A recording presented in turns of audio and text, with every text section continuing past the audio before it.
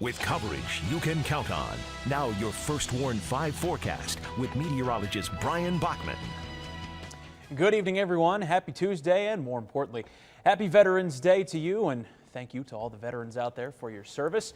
Wish we could have had some better weather for you today. We've had plenty of rain, and now we're waiting for the cold weather to start to roll its way in, which if you stepped outside in the last hour or two, you're probably starting to feel at least the beginnings of it with the winds picking up. The cold front going to take its time sliding through the region tonight, but once it does pass east of us, wait till you see what the temperatures are going to be dropping to. We're going to be going from the 50s to the 30s for tomorrow. Some December chill headed our way.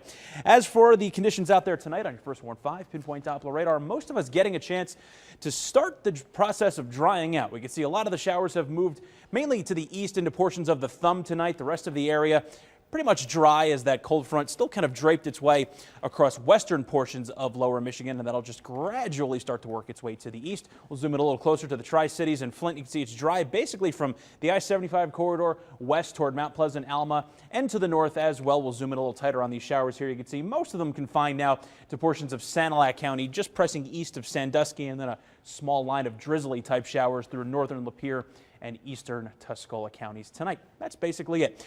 Temperature-wise, or rather current conditions on our Saginaw downtown camera here, you can see the camera starting to rattle just a little bit as those winds, they're strong. West-southwest at about 21 miles per hour sustained. That's making the real feel from the 49-degree temperature much closer to the low 40s.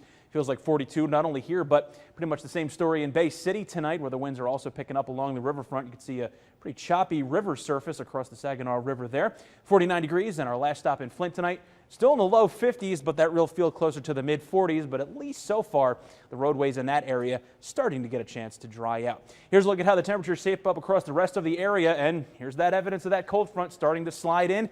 Only spots still clinging to the mild air back toward Port Hope and Bad Axe. Down to 44 now in Houghton Lake, 43 in Mount Pleasant, and down to 41 in Alma. As you can see those blue shades starting to edge their way in from the west. Winds picking up, again, mostly out of the west-southwest.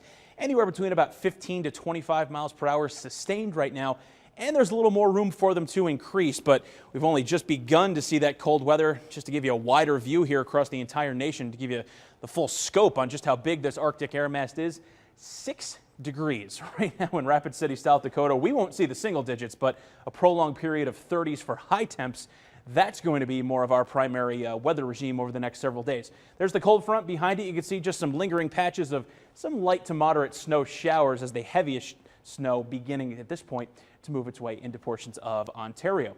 Switching back to your First Warn 5 hour-by-hour forecast, we're going to keep it mostly dry for the remainder of the evening. Might see a stray flurry or two with some lake effect that may develop across northern portions of lower Michigan tonight. And that'll really last into the next couple of days as we're going to see an overall west to northwest wind pattern coming in off of Lake Michigan.